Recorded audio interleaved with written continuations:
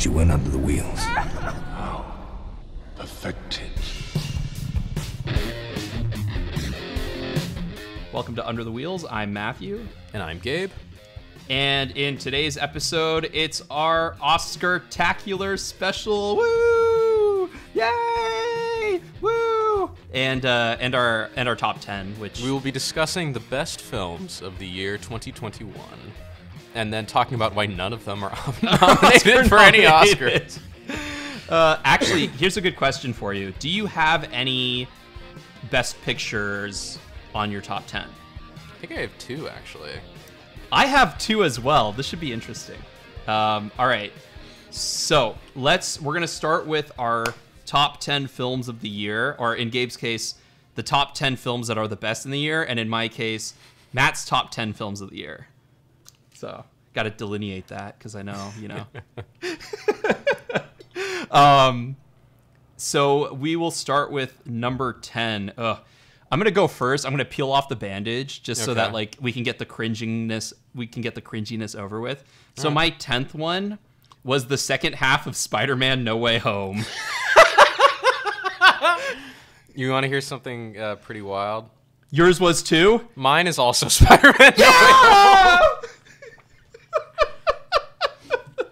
Yeah, this year was a weird year because there wasn't a whole lot of extremes. I saw like close to 40 movies in 2021. And most of them fell into like the solid 7 out of 10, it's pretty good, range. There wasn't a whole lot of great or bad. So 10 was like a super crowded slot because it was like the top end of the it's good range. And Spider-Man No Way Home, I had the most fun out of all the movies that were like in that grouping. So that's my number 10.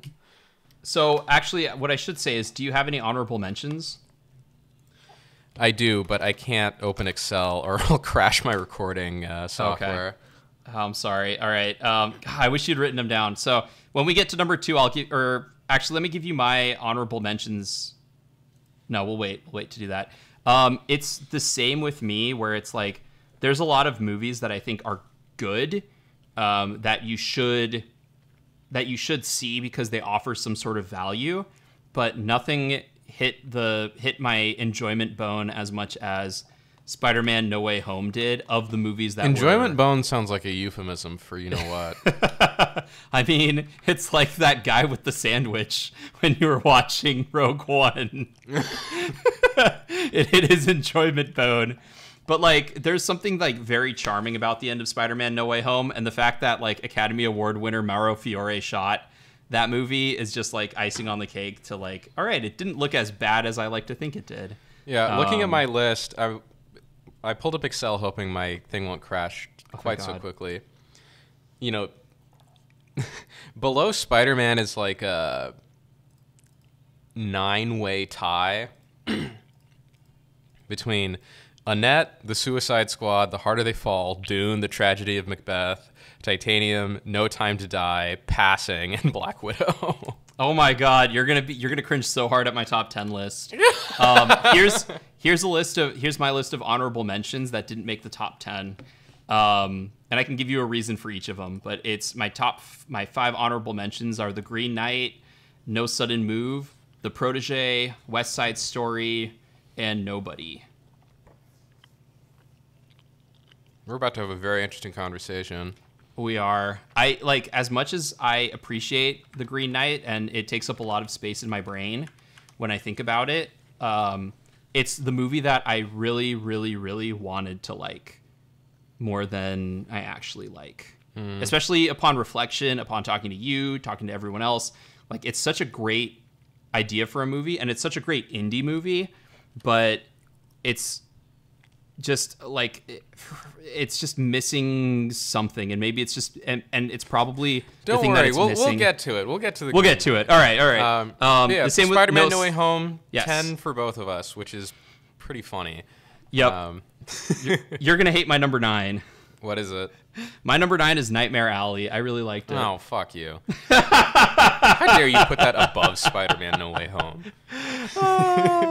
Hey, to be fair, Spider-Man No Way Home only counts as half of a movie. So that's why it gets number Dune 10. counts as half of a movie. Well, Dune's not on my list Spider-Man No at Way all. Home might as well be 2 movies. It's as long as 2 movies. But, well, all right. Well, if that's the case, I can move it up. But at the same time, ... Spider-Man No Way Home ends up being like a Kevin Smith movie where it's just all of the cameos you ever wanted to see in a single movie playing off of each other. Yeah. Yeah, I liked Nightmare Alley, sponsored by cigarettes, a lot more than you. And I think it's really good. I love the design, the atmosphere, and I'm okay with the story. Therefore, it's my number 9. Okay. I'm not okay with any of that. I'm not okay with it being your number 9. Oh, no. It's going to get worse before it gets better, sir. Number 9 for me is Tick, Tick, Boom. I think I undersold how good that movie is on our episode where we discussed it. It's really good. It is cringy for sure because it is a musical. But its inventiveness, its sense of fun, its kind of thematic considerations outweigh like the really potent cringe factor that it does have going for it. So yeah. You undersold it because I got to play the role of you in that episode. So count it as revenge for Nightmare Alley. All right. Number 8 was actually one of your honorable mentions. I really liked The Harder They Fall. Okay. Yeah. Maybe it's because I just didn't get out and see enough foreign films this year.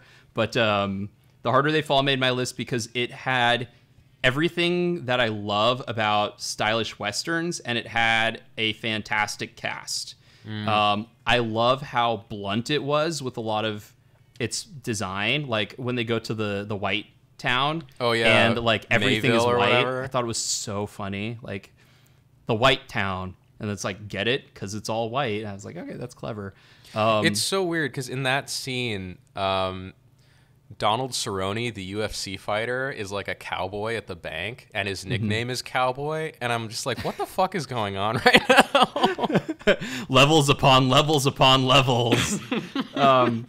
It also, like, so much of it, I think so much of it that you didn't necessarily love because you had primed me for it by having that review. I was ready for. So like Regina King, I was ready for how weird she was in that movie. I got invested in characters other than the main boring character. Yeah. It had that problem where the villains were a lot more fun than anyone else. So like, even though our boy Lakeith was like a complete asshole in the movie, that opening train breakout is just so good. And then I thought that they would kind of waste Idris Elba as the villain in the movie, but he does a really good job of looking intimidating. And even that end scene, as corny and as kind of cringy as it is, it was like the conceptually, like, yeah, I'm your brother, blah, blah, blah. Like, as much as I don't like that part of it, I think the performances are really good in that part.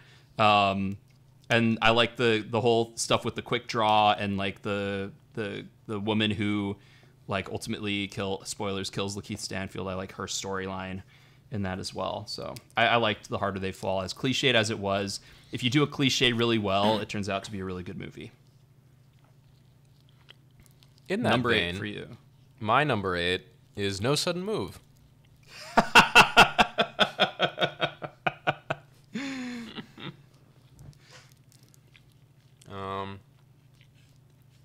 You want to say anything about it? Yeah, I don't know. There's not much to say other than it's great. It's fucking Steven Soderbergh. He's great. What do you expect?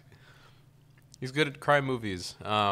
Anytime I see No Sudden Move, I just think of those wide-angle lenses, and I'm just like, And Don Cheadle's weird way of talking in that movie. It was good though. Like yeah. There's a couple more on my list, and if it wasn't for those, it would have been up there for me. Number 7, I have The Power of the Dog. Okay. I liked it. I liked it a lot. I thought it was really interesting. The complexity yet straightforwardness of the storyline is what I like the best. The performances were all really good. It was a very solid movie. It stuck with me for a long time. It just wasn't my favorite thing. So that's why it gets number 7. Okay. Number 7 for me is The French Dispatch.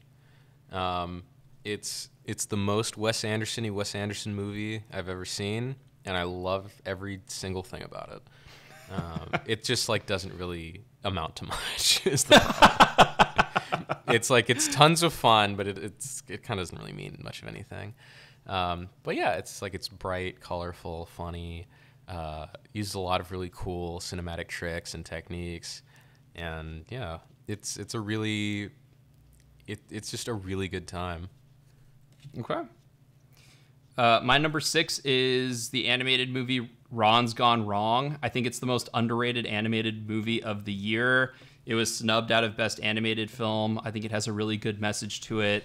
The emotions. Talk more about Ron's Gone Wrong, because I don't even know what you're talking about. Oh man, I thought I talked about this a little bit. So maybe I think you've mentioned Ron's Gone Wrong before in passing, but then I also still didn't know what you were talking about. So the trailer for the movie makes it look like a really cringy DreamWorks style, like this kid wanted this thing, his dad bought it, but it's defective. Really cringy hijinks ensue, and that's about 10 minutes of the movie. It's really a movie about like finding friends, connecting back with the real world, how tech companies manipulate you, how tech companies create inadvertent cyberbullying, hashtag Android rights, not like Android the phone system, but like actual like robots and stuff like that. At the heart of it is like the friendship dynamic, where it's like there's a lot of moments where it's, you know, committing yourself fully to just sacrificing yourself in order to save your friends, is done in a way that's like really good and really emotionally relevant. Reverberant? I don't know. But it really leans into sort of like how depressing this kid's life is. Like they do a really good job of establishing that very early on. And then how like all he really wanted was a friend, and how friends can come in the most unlikely places and on the most unlikely things. It is very after school special, but it's done in a very like compelling way. At least for me, it was. So it's not going to be for everyone, but it was. I was certainly here for it the whole time. Nice. Number 6. Is Phil Lord and Chris Miller involved with that at all? They were not. They were involved with Mitchell versus the Machines. Oh, okay, yeah.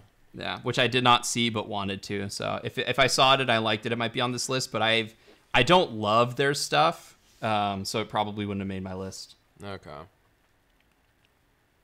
Number 6, The Last Duel, which best actor Ridley Scott. That's all. Okay. Here's another cringe for you. Number 5. Zack Snyder's Justice League. No. Yep. No, how dare you? Why would you do such a thing? I fucking love this movie so much. What? Yes. I love this movie. Out of the 3-hour DC movies we have, it's been my favorite. It feels like a big old comic book, and I'm here for it. And yeah, I enjoyed it the first time I watched it. I did not have to really we paused it for bathroom breaks, but I love the pretentiousness of it all.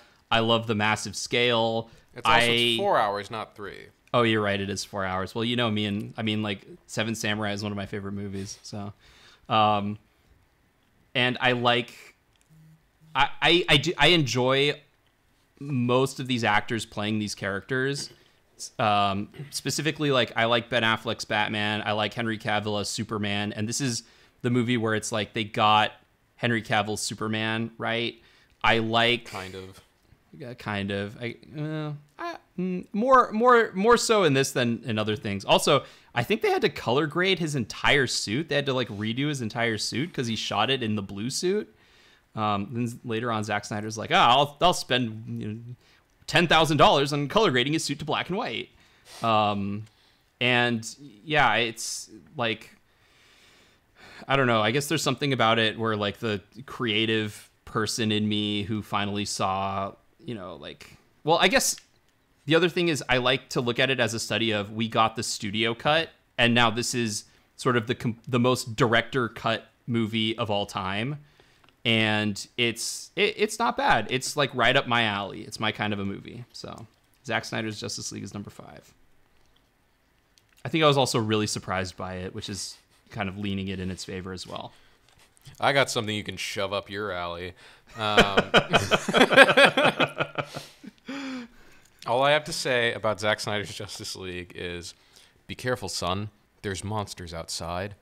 There's monsters inside, Dad. I didn't ask to be born. Ah! That wasn't in the new one. That was in the old one, wasn't it? It's still in the new one. It's still in there. It's actually worse. Because it's 4 hours of that.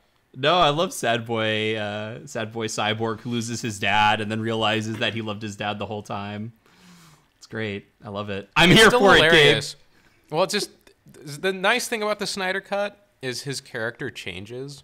Yes. And it's like a motivated change, and you're with him on the journey of like being a cringe emo teen to being like a well-rounded adult. In the Joss Whedon version, he's suddenly like not sad anymore.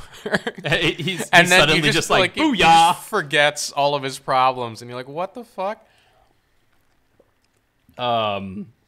The other thing is like all of the characters at the end of the movie have have like a purpose. Like the Flash at the end of the movie, I like how he basically like undoes time. I was here for that. So anyway, what's your number 5? The Green Knight. Okay, it's great. It's probably the most inventive movie of the year, or one of. Mm-hmm. Yeah. Certainly the most inventive American movie of the year. It looks fantastic, sounds fantastic, performances are great. It's really entertaining. There's really nothing to hate about it for me, except for like the very, very end when they have that just montage that goes on for too long. But I thought it was fantastic. I edited that episode. I actually didn't hate the montage, but man, after listening to you talk about it, I hated that montage. It's the movie I wanted to like the most. So, number 4 for me is The Last Duel.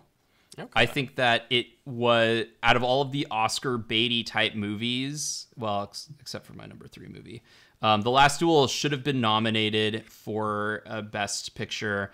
It's one of the most interesting, compelling movies. The action is freaking awesome. Like, watching The Last Duel and then watching Game of Thrones is, like, embarrassing. I also, yeah. Plug for Matt's other podcast, which is about Game of Thrones. I'm sorry if I'm talking about Game of Thrones a lot, too. I just got anyway, Last Duel is amazing. It's definitely worth watching. All of it is very compelling, and Martin Kosix is back, so there you go. Mm-hmm. What's your number 4? My number 4 is The Power of the Dog. Mm-hmm. It is the least insulting movie I've ever seen. What? It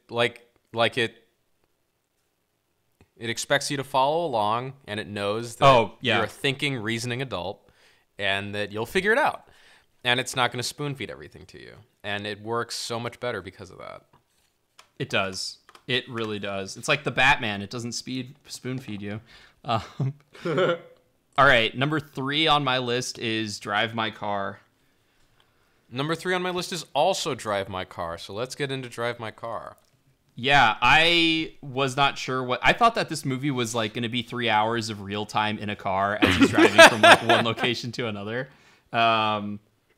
I did not expect it to be like the most sex heavy movie of the year. Like the first like 40 minutes is very heavy about like sex, talking about sex. And then that feeling like goes through the entire movie. That feeling of it goes through the movie. I love the direction of it. I like how subdued it is.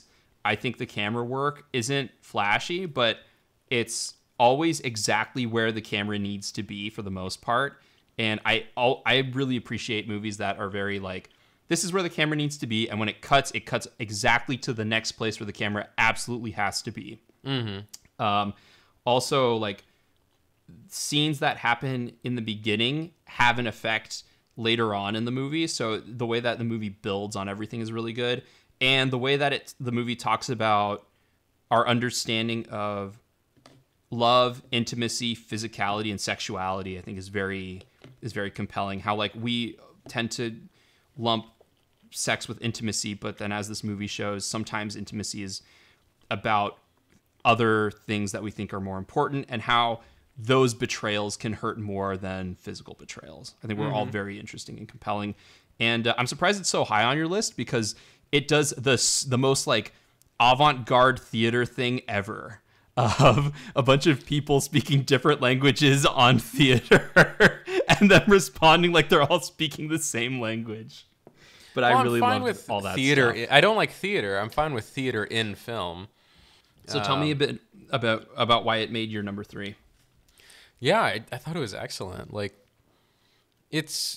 you're right. It's not very flashy. It just kind of shows things in a very almost flat sort of way, but it's kind of, it makes sense for what the movie's doing, because it's kind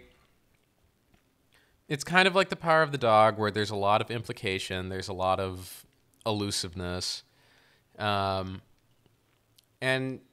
yeah, it's about all these things, that all these different layers of people's lives that unfold and either come together or fall apart. I like how there's all these different parallels between the main character and his wife, and the young actor, and then the characters in Uncle Vanya, and the driver and the theater people, and how like all these different things play off each other. And I mean, it's a lot. The movie is kind of a lot about. It's about the stuff that you said, but it's also about, like, I think, understanding yourself and coming to grips with the world and with life as it is. Like, the main character has all this sadness that is very confusing, because there's no like ready it can't be explained away. He lost his wife, who he cared about a lot, but also knew she was cheating on him, and like was angry at her about that, but like doesn't know how to reconcile the two. And he also lost his daughter when she was very young to like a sudden illness that wasn't readily explainable either. And like the driver talks about like her family growing up, and how like the world she lived in, made her feel all these extreme emotions. But at the end of it all, didn't make any sense. So she just tried to leave. And it's kind of about accepting, like, that's how life can be sometimes. It do be like that sometimes.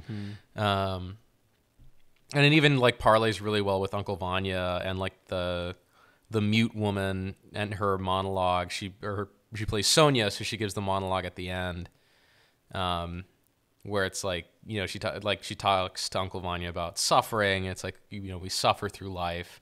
Life is hard, but in the end, it can all be okay. And I also like how at the end it shows how the guy moved on. Like, he bequeaths his car, that's like his most prized possession, to the driver, so she can have it and live her life. That's interesting. Yeah, I almost went to Screen Rant to find out the ending of Drive My Car Explained. Drive My Car, ending explained. Ending explained. I mean, like, it's not explicit in a lot of the stuff that it talks about. Actually, that's so I think the part that stayed with me the most is, like, he finds out that she's cheating on him, and then later on he reveals that God, this is tough. Like, watch the movie. It's really good. It's a shiny and chrome for me. It's like stuck in my mind, and I think about it a lot since finishing it. And and like I inadvertently tell people that I'm watching. I'm like, yeah, I was watching Drive My Car. But like that moment where he's talking to the young actor who he knows that she was having an affair with, or he thinks he was. He's assuming he was, and like we kind of assume he was, and then the main character, Mr. Kafuki, is Mr. Kafka. Mr. Kafka, is that dang it, writer because his name is Kafka. But like he starts talking about like obviously he was bothered that his wife was cheating on her, but he never said anything because like the intimacy they shared was her telling him these like really perverted stories. But then you find out that like she wasn't just telling it to him, and that was his one connection that he thought he had directly to his wife.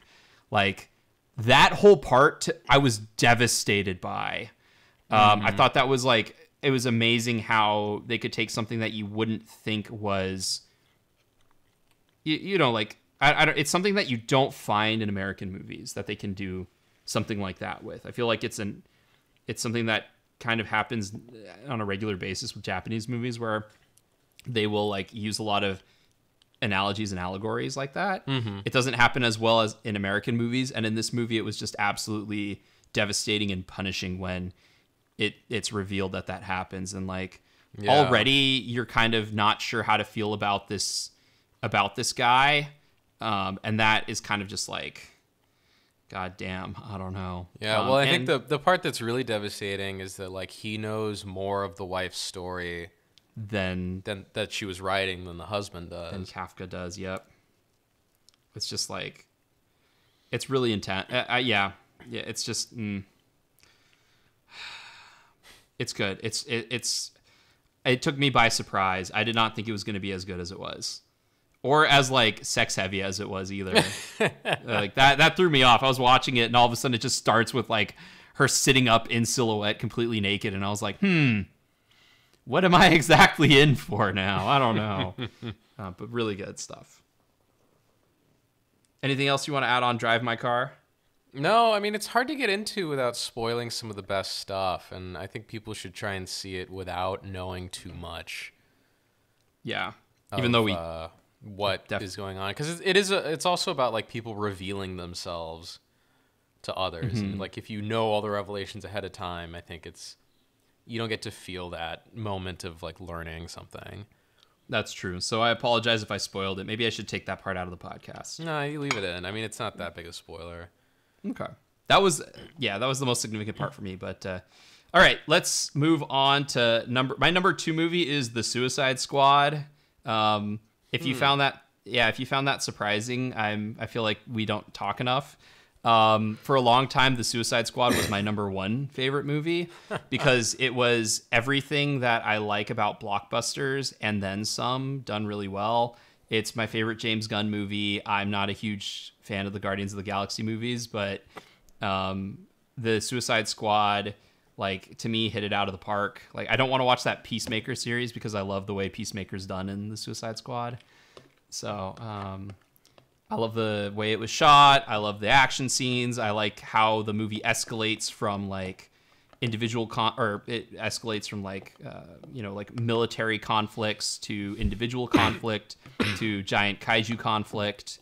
All of the main characters have a story arc, and the heart of the movie with like the rat catcher as like very emotional and fun, and I really like the Suicide Squad. I think it's like almost a perfect movie. Wow. Or a perfect blockbuster, I should say. It's high praise. Yeah, my number 2 is A Hero. I thought that might have been your number 1. Okay, I'm very... I feel like I should know what your number 1 is. I feel like you do. You're just not thinking. I can't... Yeah. All right, so A Hero. You are all about this movie. Yeah. It's... So... In Iran, pretty much the only movies they're allowed to make are social dramas, it seems. Because that's all I ever see. Every now and then there's a comedy, but their comedies aren't very good. A Hero is about a guy who is in a debt prison, so like he can't afford to pay back a loan, so he goes to prison. He gets a day out, like a, what is it? I don't know what you call those, but he gets like a temporary release where you can go outside for like a weekend. And on that day, or on that weekend, he returns a bag of gold coins that his girlfriend found to the woman who actually owned it. And he becomes like a local celebrity. Like he becomes, like a hero because he did this nice thing for someone.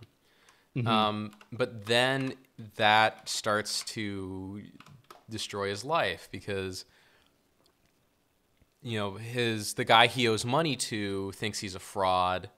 The prison has really bad conditions and people have committed suicide and stuff in there. So they're kind of pumping up this guy to distract from other scandals. And then the guy himself has like a secret life that he's trying to keep under wraps. So it's this movie about these people and their really complicated relationships with each other, but it's also about kind of the issues that Iran has that are weirdly similar in some ways to the United States with like belief and truth and image. Like everyone's concerned about their image and how the world perceives them.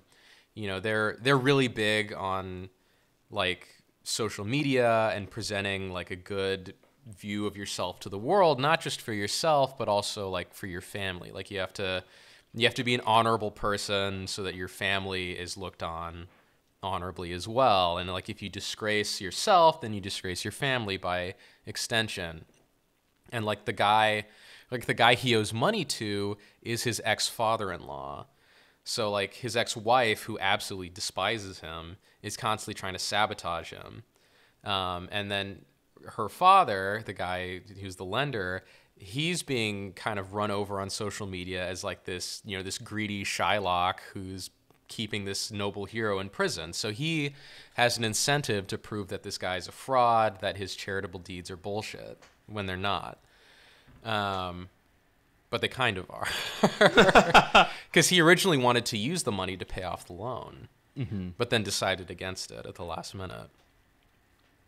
And then on top of that, like his girlfriend, he has to keep her a secret because no one, it's very taboo in Iran to, basically have a relationship with a member of the opposite sex that's not a marriage,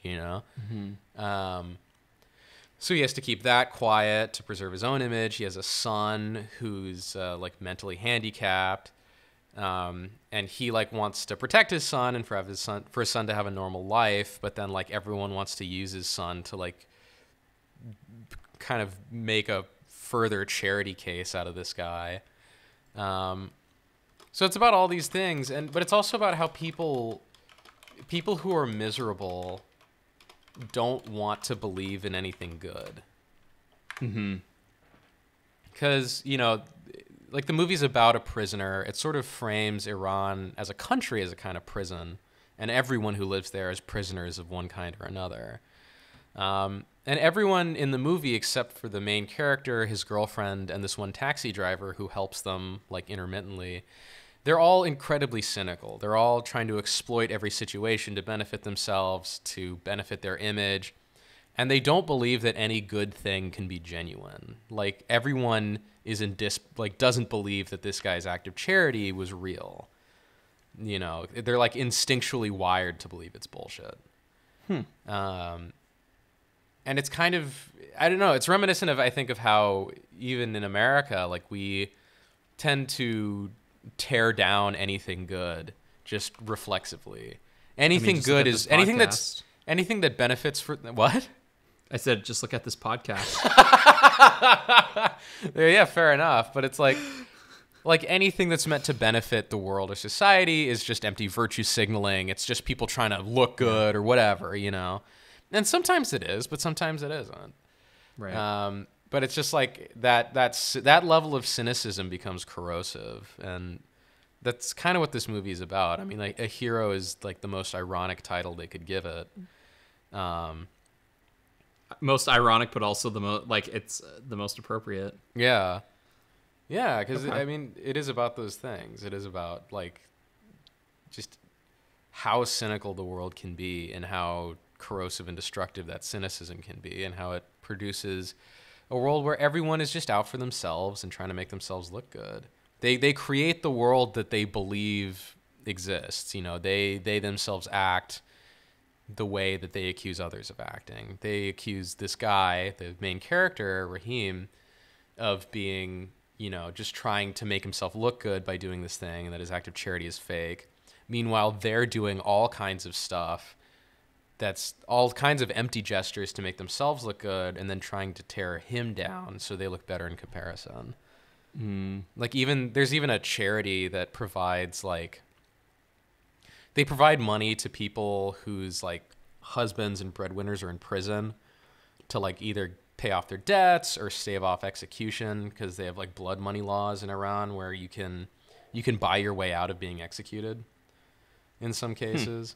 So they, like, provide that, but then so they provide that for this guy to help him pay off part of his loan. But then they turn on him once social media turns on him. It's like, well, we can't have you associated with us because you're going to make us look bad. You know, it's like you're a charity, for fuck's sake. It's very much like it.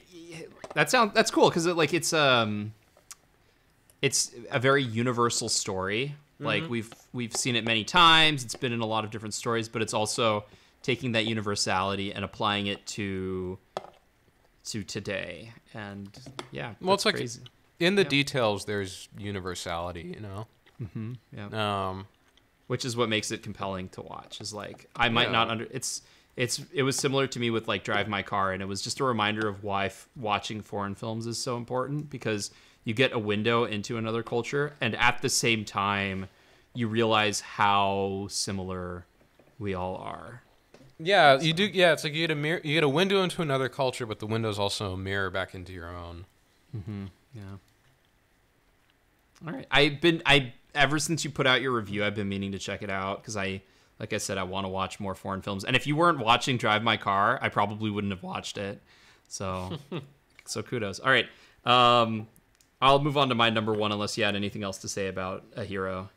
No, yeah, Hero is a really, really, really fantastic movie. I'm adding. I need to add it to my list for sure. My number one movie is a movie we've both seen, and it was number 2 for a while, and then it just jumped ahead. No Time to Die was my favorite movie of the year. Really? Yes, sir. So I think that the script, like the character in the script, is really good. I like a lot of the major set pieces. I love the story for the most part. I like the performances in it. And I like how it kind of does the modern action movie, but is able to infuse a lot of character. And the moment I think of is the grenade falls down on Bond, and he looks at it, grabs it, throws it up in the air, and then 8 more grenades fall down on him, and he's just like, what the fuck?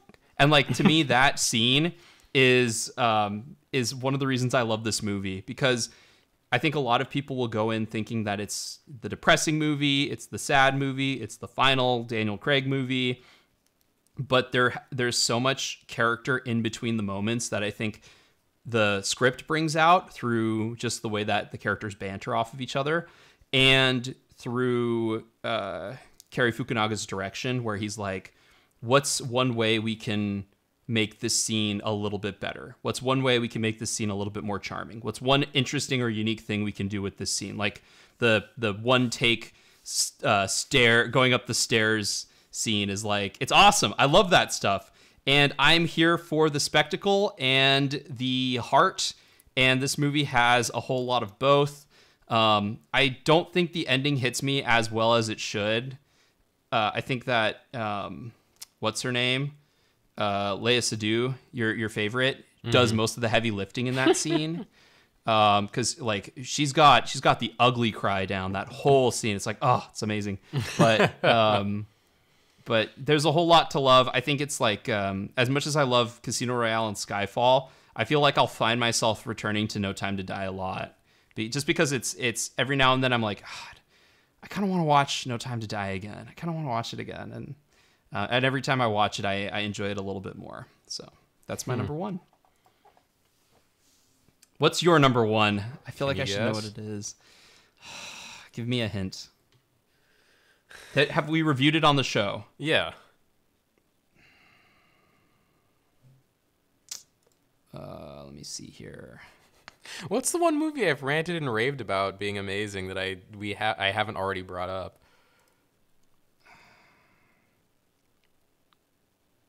Gonna go back into.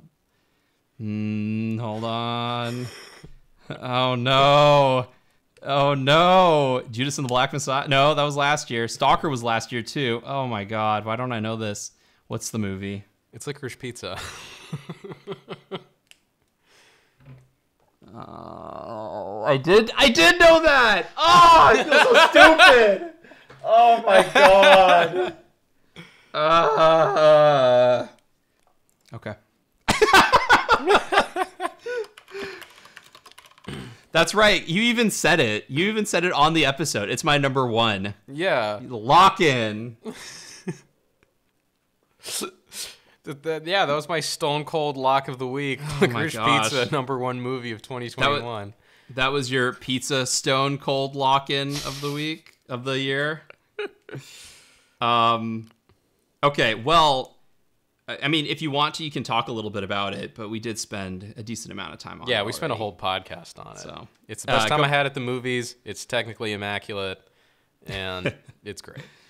Did you watch the Nerd Writer video where he talks about the landscape of the face and how his most compelling moment was watching the girl in Casting Agent? Yes, and if you've watched Memento, you would recognize her as Sammy Jenkins' wife. And if you've watched the Romeo and Juliet from 1997, she was on the news, and she's like, "Oh, a party at Fair Capulet's place." So Shannon, I never remember her name. She's great though. She's like an American version of the actress who plays as Dolores Umbridge in Harry Potter 5. She's great. Harriet Sassman, something. Anyway,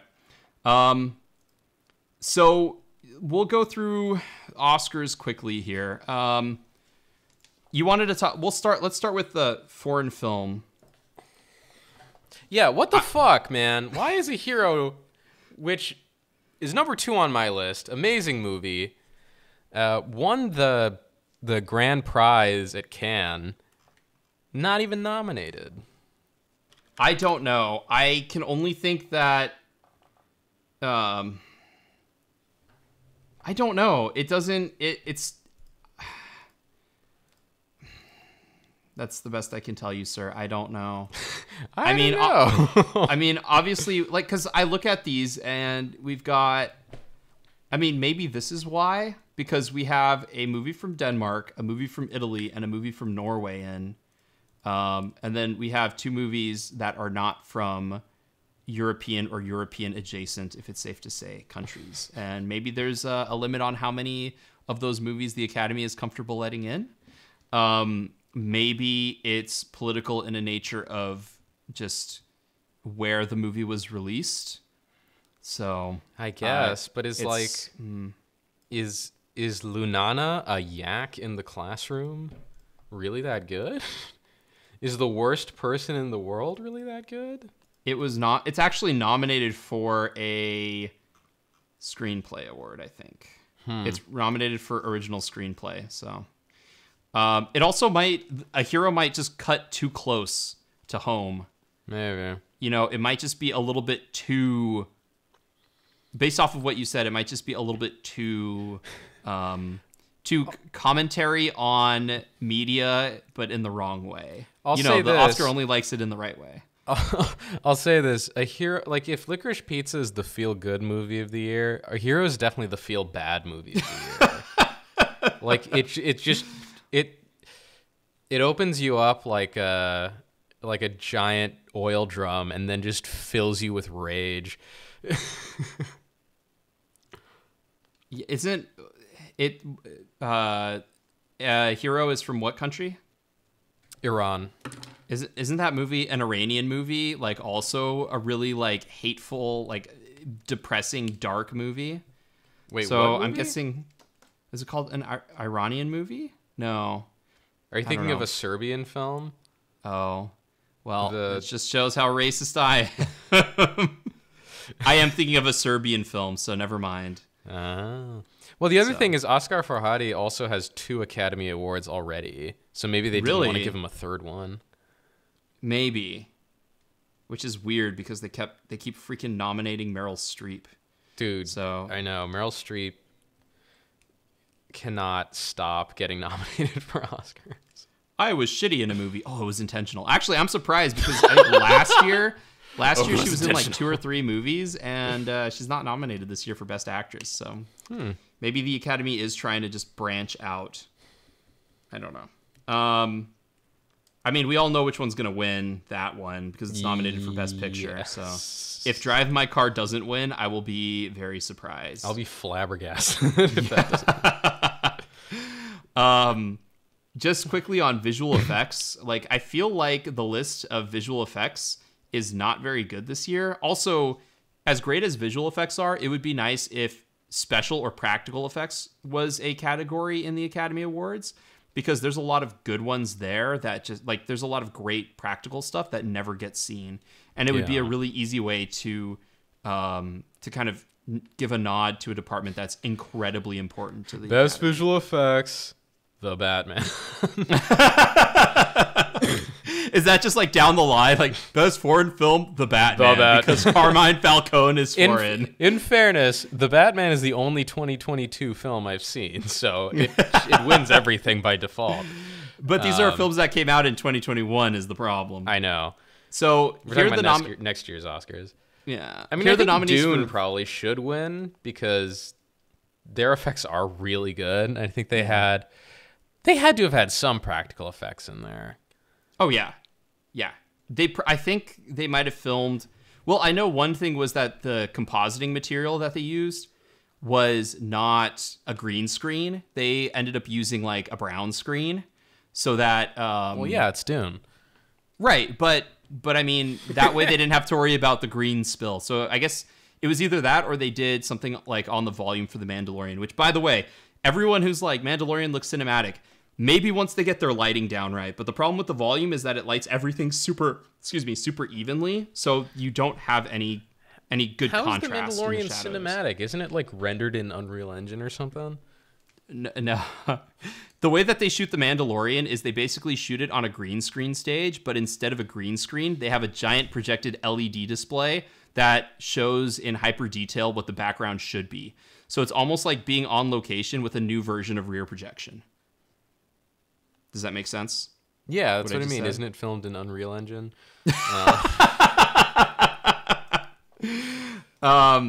Just quickly, here are the nominees for visual effects, and I think Dune's going to win. Visual effects are Dune, Free Guy, No Time to Die, Shang-Chi and the Legend of the Ten Rings, and Spider-Man No Way Home. Yeah, Dune so I think this one's a pretty easy win. one.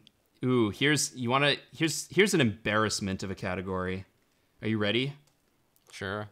Score. Ooh. If you had to pick 5 movies, what 5 movies do you think would be on there?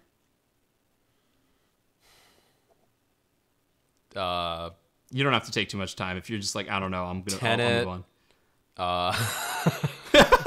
Ad Astra. All right, here are the nominees for Best Score. Don't Look Up, Dune, Encanto, Parallel Mothers, and The Power of the Dog. What? I could see Power of the Dog winning, but that's Dune, the one everyone no way. thinks. Yeah, I don't know. Encanto had a pretty good score, but I feel like there were other movies out there that had a fantastic score that are being overlooked. Might just be me. Yeah, Dune is too much of the stereotype. Yeah, the stereotypical. We're in a desert, so we need to have a woman screaming thing going on. which is just still hilariously offensive.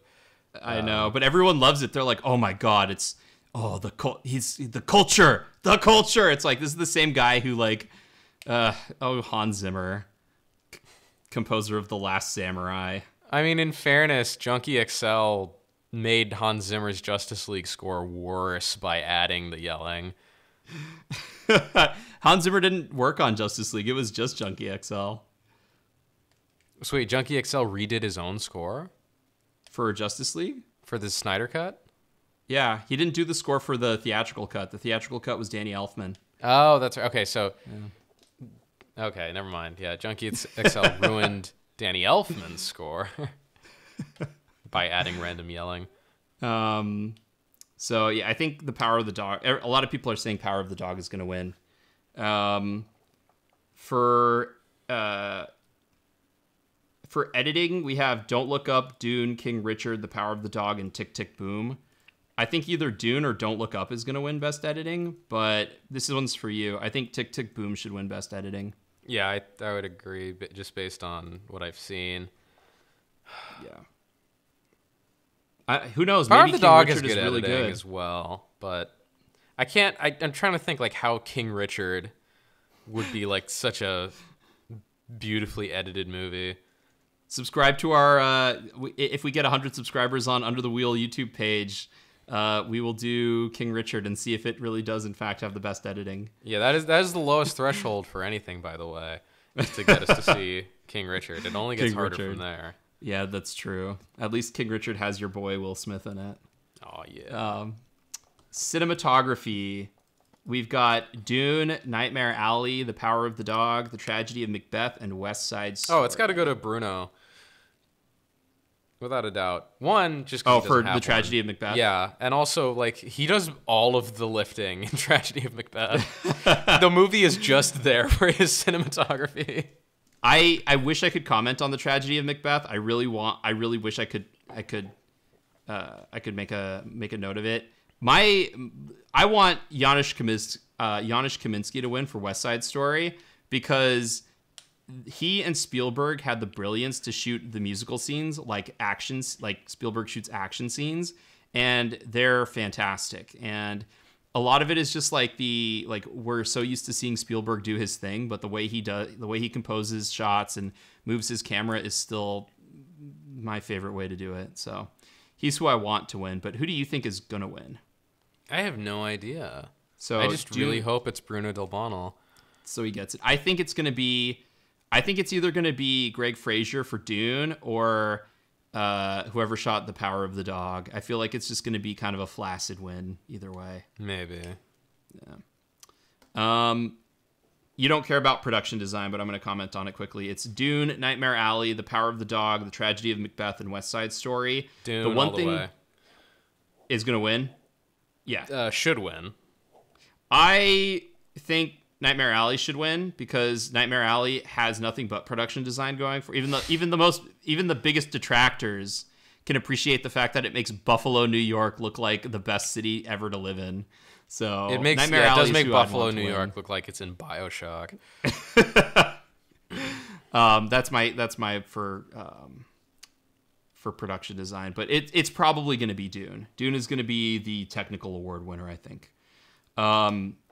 Animated film, I want to touch on quickly. I want Ron's Gone Wrong to win. It's not going to win because it's not nominated. It's going to be... It's Encanto, Flea, Luca, The Mitchells versus the Machines, Raya, and The Last Dragon. I think Encanto's probably going to win because Disney basically shot Luca in the foot. Luca's much more of like a Miyazaki-style movie where it's like the stakes are both low and high. It's a very like relaxing movie, a very calming movie. I haven't seen Mitchells versus the Machines. Raya and the Last Dragon is like it exists, and I have no idea what Flea is. So I think Flea is nominated for Best Animated, Best International, and Best Documentary. So if it doesn't win any of those, that'll be quite a feat. Danish documentary using animation to tell the poignant, complicated story of an Afghan refugee. The only reason why I don't think different from. I A Hero? No. Waltz with Bashir. I don't know. Maybe it's by the same people. Maybe. I don't know. I don't think enough people will have seen Flea by the time it comes to it, and like everyone knows what Encanto is. So Yeah, I guess. let's see. Adapted screenplay. We've got Coda, Drive My Car, Dune, The Lost Daughter, and The Power of the Dog. What do you Probably have? Drive My Car or Power of the Dog. Those two seem to be the big favorites. I mean, unless Children of Deaf Adults is like an amazing tour de force that won over all these people, despite the fact that I've never heard of it. That's the one movie that I feel like I should want to see, but also it's like the it's the Turning Red thing where it's like, oh, this is too niche of a concept for a movie for me to watch. I think I want Drive My Car to win because it's based off of a short story and then a couple of other ones, but I think Power of the Dog's gonna win. What if Dune wins? Oh my Wouldn't god, that be horrible? Half a movie wins best oh my screenplay. God, it'd be so funny. I think it would just be funny to watch your expression. Like, you need to record your expression in real time when you find out. Like, what? But it's not even a full movie. Like, sound like Jerry Seinfeld. What's the deal with Dune? It's not even a full movie. Original screenplay. I know what you want to win. Actually, and that's what I have here. Okay, so original screenplay. Belfast, Don't Look Up, King Richard, Licorice Pizza, The Worst Person in the World. It's got to be Licorice Pizza. What do you think is going to win? I think Licorice Pizza's going to win. You think so? There's no way with dialogue like that it can lose. I think Belfast is going to win. Oh. Because based on what? I feel like it's a safe bet for the Academy. Like, when Belfast came out, a lot of people were like, oh, it's going to win Best Picture. Although, I will say this.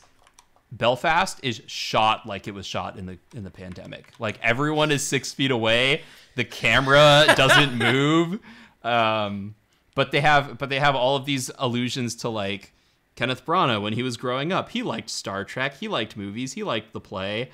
And, like, there's a moment in it where it's basically just, like, the equivalent of his father doing the Gary Cooper thing in High Noon, and it's kind of a fun moment. It's very low stakes, but kind of a fun moment. I don't think you would like it, but it's interesting. But it's an interesting and okay movie. I think it's high fine to low witness, but it's a little bit kind of whatever to watch to me. Okay. And we're gonna get into the big five. So, Best Supporting Actress, Jessie Buckley for The Lost Daughter, Ariana DeBose for West Side Story, Judi Dench for Belfast, Kirsten Dunst for The Power of the Dog, and Ingenue Ellis for King Richard. I don't have an opinion on this. I just think that I would imagine for these, like Power of the Dog, it's that movie's to lose. Anything else is like a surprise. Yeah, I think you're right on that. Yeah, I think Kirsten Dunst is gonna win, which would be like it'd be good for her. I feel like I want Ariana DeBose to win for West Side Story because she's really good in it. I don't know, and she's hot, so. Not that Kirsten Dunst isn't. And again, Jessie Buckley's great, but I haven't seen The Lost Daughter. I haven't seen King Richard. And Judi Dench is really good in Belfast. But I don't know. I feel like Belfast is sort of like it's an honor to be nominated movie. Best Supporting Actor, Kieran Hines for Belfast, Troy Kotzer for Coda, Jesse Plemons for The Power of the Dog, J.K. Simmons for Being the Ricardos, and Cody Smith-McPhee for The Power of the Dog. Which Power of the Dog actor do you think is going to win it? Probably Cody Smith-McPhee, even though I want it to be Jesse Plemons.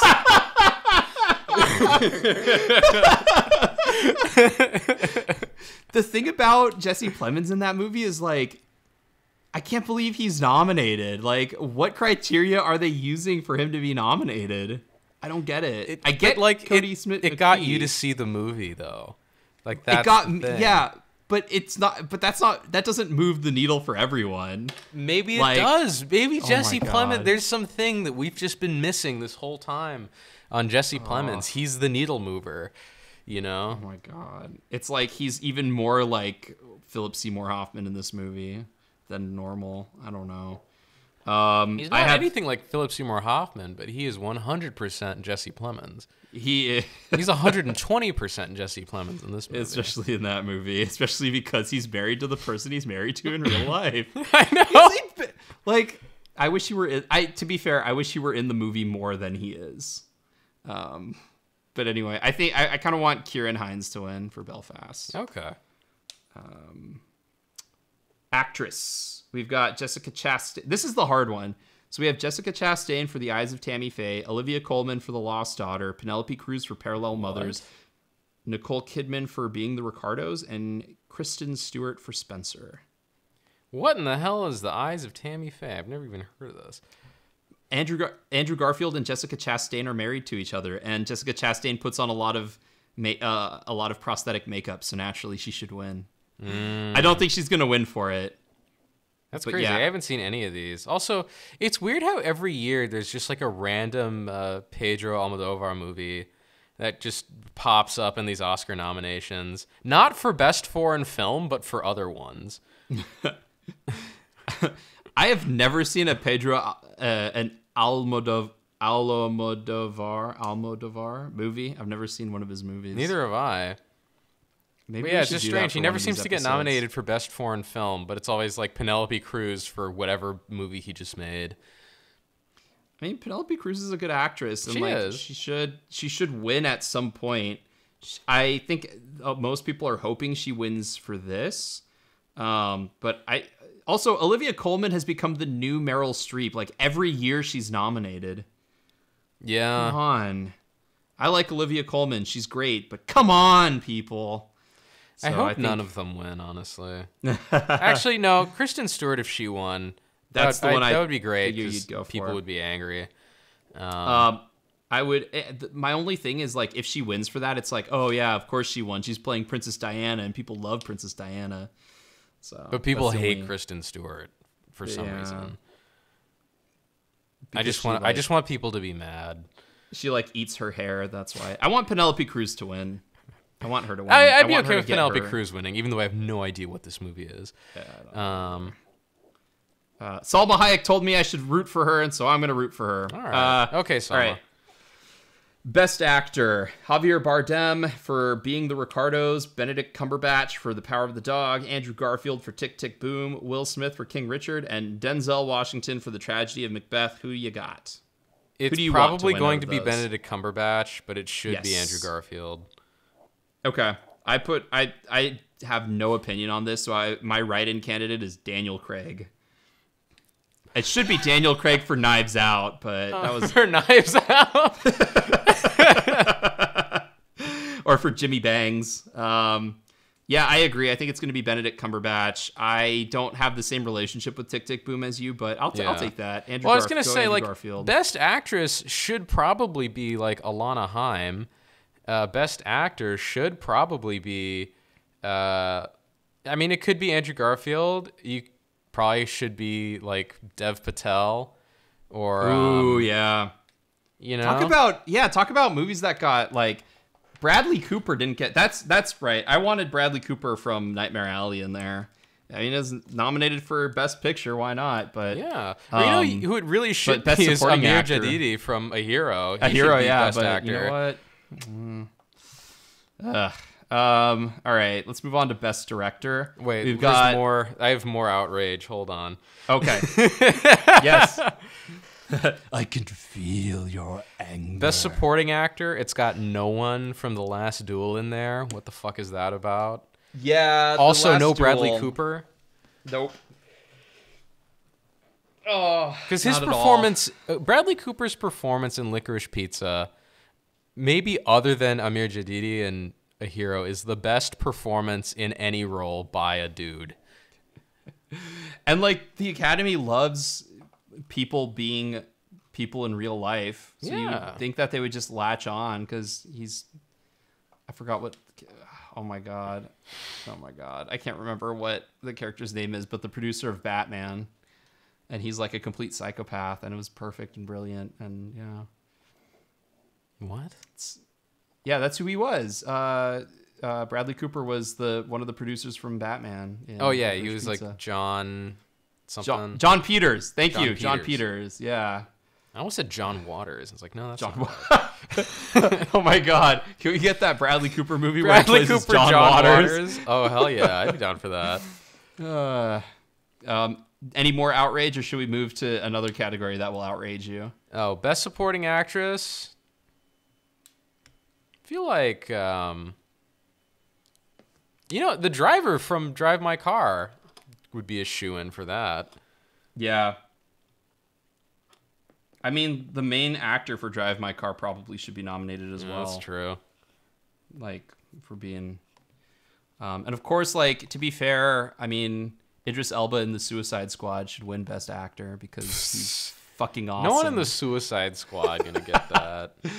Actually, it is kind of... To be fair, like, talking about The Last Duel, the fact that Jodie Comer is not nominated for either actress or supporting actress, which is kind of insulting for a supporting actress, but she's not nominated for actress, is like, what the hell was the Academy doing? Yeah, and Adam Driver should probably be nominated for either The Last Duel or Annette. He should be he did enough this year where he should be nominated for something. He did enough this year that he should have been he should have been the nominee, every nominee slot for Best Supporting Actor. Also, Passing has a lot of really good performances. It's kind of it's a decent movie, but the acting in it is really good. So I mean, you could interchange like the women in that with I think any of the actresses that are currently nominated. Yeah, especially because like we're so nonplussed on all of them. Yeah. Best Director. Our boy Kenneth Branagh for Belfast. It's got to be Edgar Wright, Last Night in Soho. Not nominated. We have have Ryusuke Hamaguchi, Hamaguchi, I don't know, for Drive My Car. Ryusuke Hamaguchi. Ryusuke. Paul Thomas Anderson for Licorice Pizza, Jane Campion for The Power of the Dog, and Steven Spielberg for West Side Story. I feel like they're going to give it to Jane Campion, but it should be Paul Thomas Anderson.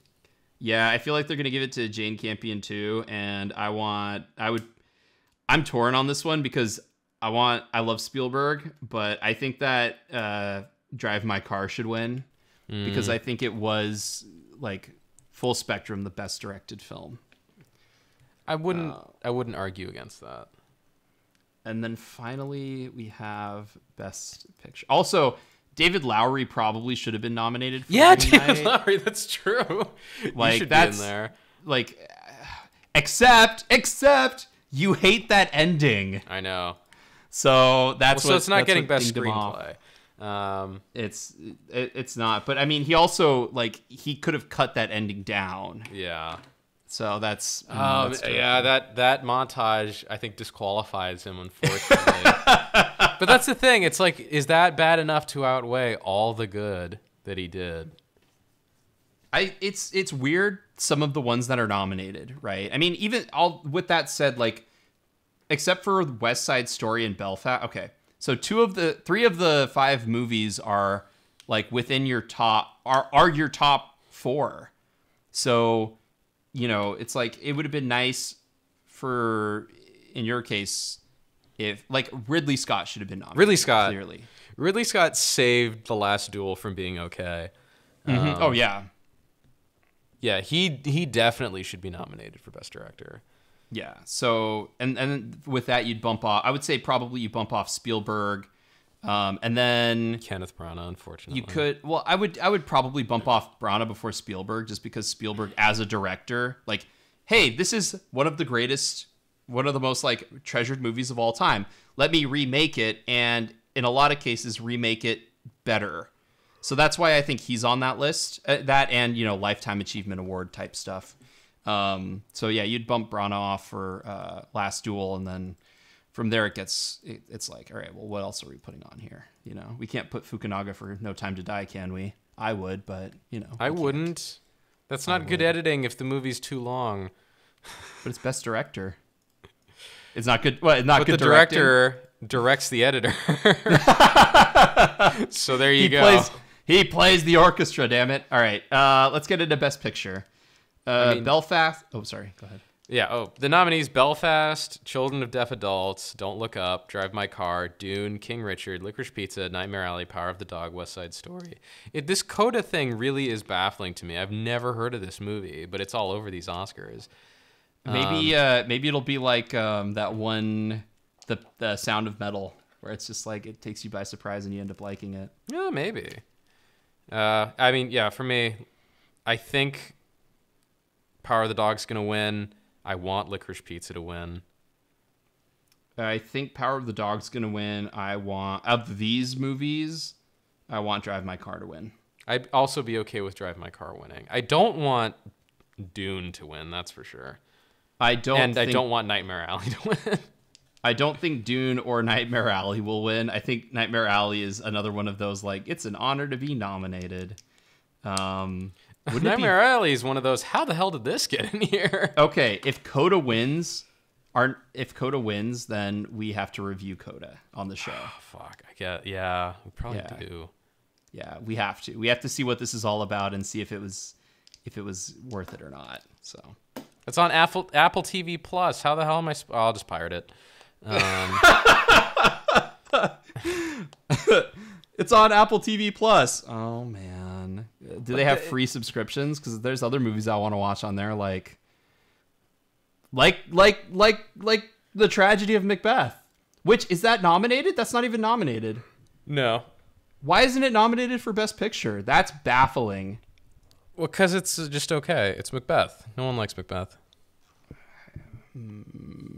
Also, why isn't Frances McDormand nominated for Best Actress or Best Supporting Actress? I thought she would be a QN. You'd think, right? But alas. The only reason Denzel Washington is nominated is because it's race flopped. Is that?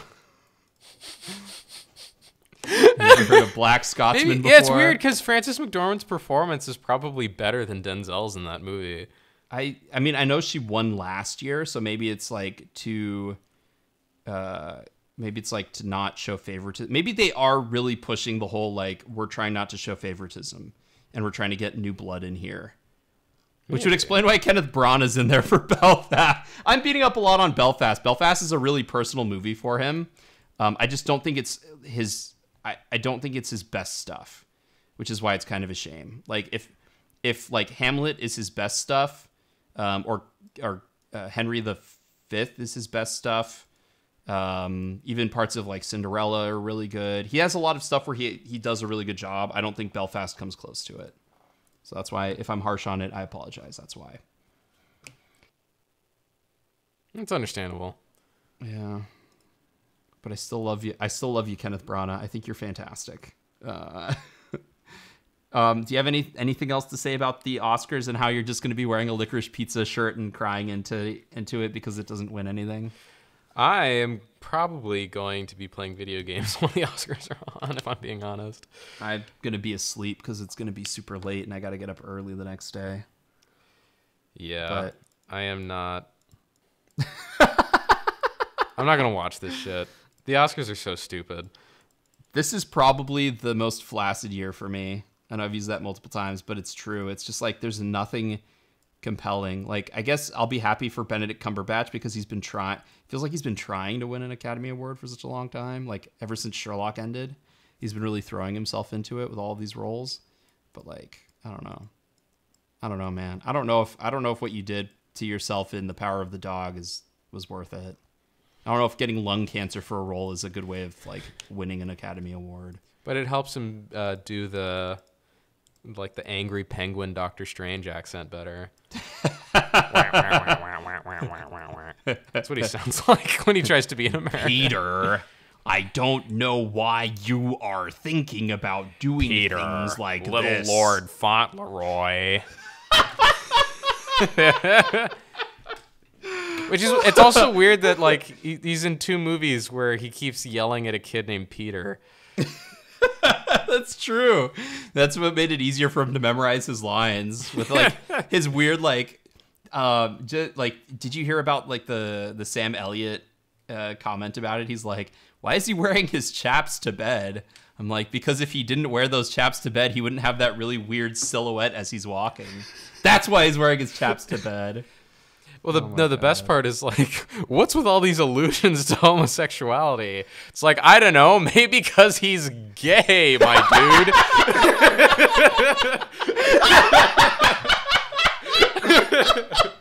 Maybe that's why. Maybe they're alluding to the fact that he's gay because he's gay.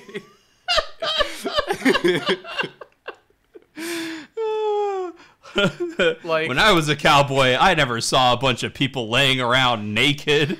Like, okay. Like, I like Sam Elliott so much, so I was disappointed that, like, the most media illiterate comment of the year came from him, of all people. No, I just want to see where that 1886 series is being filmed, because he's like, it's all about filming Westerns in America. And I'm like, dude, if you're filming that shit in Toronto, you have a big problem on your hands. Or like in freaking Saskatchewan or whatever. Like, bro, come on. Sam Elliott. Well, but it's like, you can just film anywhere there's like kind of dry grass and sand. It's like, it's basically the West. And most people would be like, yeah, pretty much. Yeah, but he's it's like you can go into any building in Montreal and say, this is basically a game studio. Go, yeah, pretty much. So you did watch the 3-hour video. I'm 2.5. I'm 3 hours in out of 3.5 hours. Every time H Bomber Guy comes out with a video, I go back and rewatch a bunch of his old stuff. Oh god! Like, I watched the new thing and then I'm like immediately watched Fallout New Vegas video, the Fallout 3 video. Like, it's just like boom, boom, boom, boom, boom. The Pathologic video. It's just like, Sam Elliott. Like, dang it, Wade Garrett. What the fuck? Oh, all right. Well, you have anything else you want to add? No. This is a weird year for movies, but there's some really good ones, and 2 of them are nominated for Best Picture.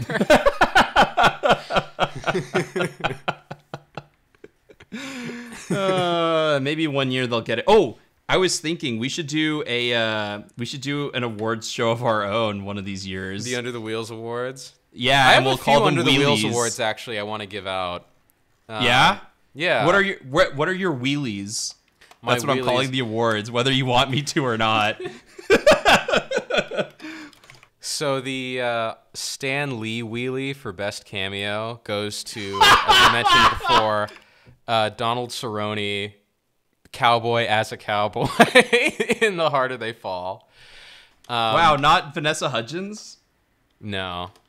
Because they tried to make her more than a cameo, even though by the end she was still just a cameo. God damn it, Lin-Manuel Miranda. Stop trying to make Vanessa Hudgens happen.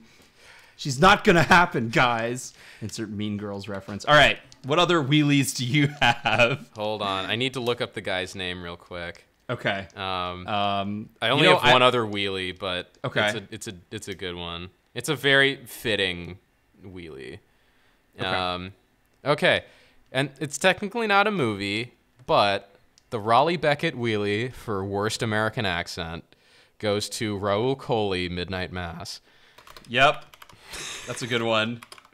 God, what other awards could we have? Because I was thinking, like, okay, what's the best worst tracking shot in a movie? Like, I was gonna say what's the best tracking shot, because I'd be like, obviously, like, for me it's No Time to Die, but there's also really bad synthetic tracking shots. We could do a wheelie for worst one take. Yeah. I don't have one on hand. No, neither do I. But for the future, we can look out for these wheelies.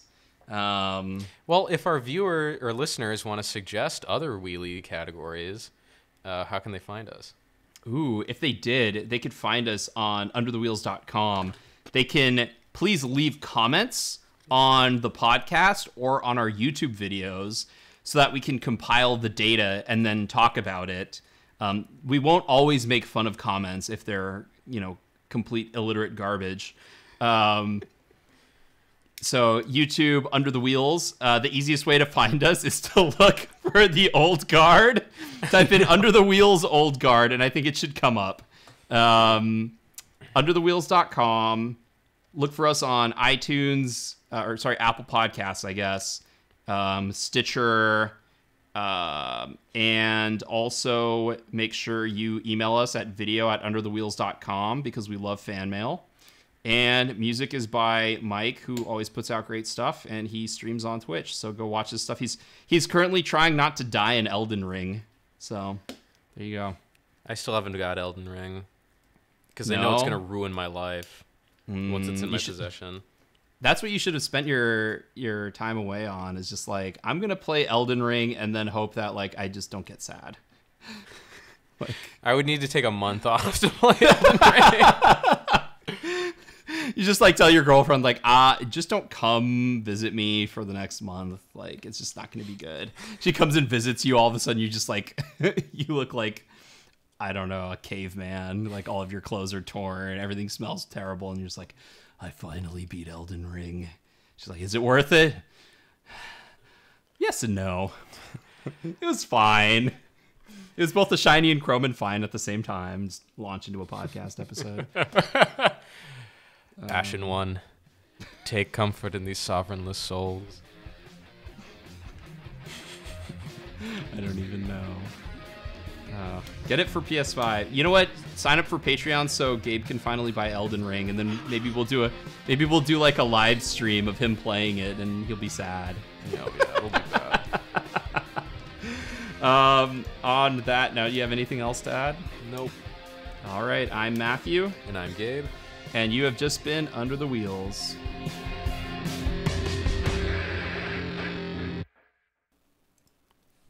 Oh my god. It'd be really funny if the Oscars got into some other like social justice scandal again. Which one was it in last time? Oh, with the Oscars so white hashtag? Yeah. Like, not only are they boring and make bad decisions, I just want people to pile on them now. I mean, yeah, like this is probably, I bet they're going to use this as their excuse. It's like, you wanted more diversity? Look at the diversity. We made bad choices. And it's like, guys, you could have made not bad choices, and you didn't have to be like, diversity made us get bad choices. Like, no, the Academy is horrible. It gets more embarrassing every year. Like, they did have a big controversy. All of like the fun competitive awards, they're not showing. That's right. Yep. The fact that they edited best editing out of the Academy show is really funny. I feel like that's like the Academy of Motion Picture Art and Science in a nutshell. It's like, yeah, no editing in our thing where like editing is a fundamental foundation of filmmaking. Isn't editing the thing that makes film?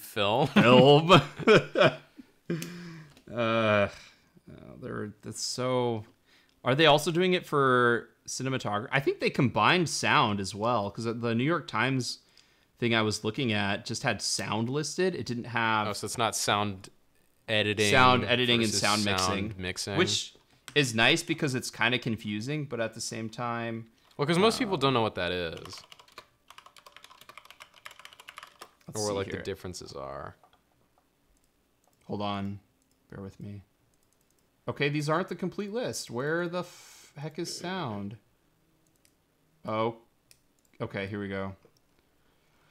Actors, feature, cinematography, directing, documentary, film editing, feature film, makeup, music, original score and original song, production design, short film, sound. Yeah, they just have it as sound. Best, what? Belfast, what are you doing there? I mean, Dune's gonna win, but Power of the Dog should win of the nominated lists. Nominated list. This is so terrible. I hope that they don't present it in this order. Like, they have like number 1, actor in a leading role. If it ends with actor in a leading role, I'll just be like, haha, Oscar's so male. There you go. Oh my gosh. There you go. Hashtag me too Meyer Wieners. I don't know. I'm just excited because I get to break out that title card again and just change the 2021 to 2022. So that's what makes me happy.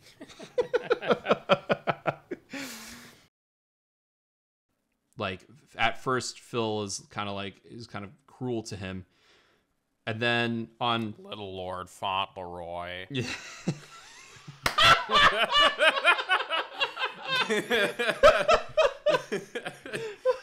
I still can't get over that that's Benedict Cumberbatch's American accent, but anyway.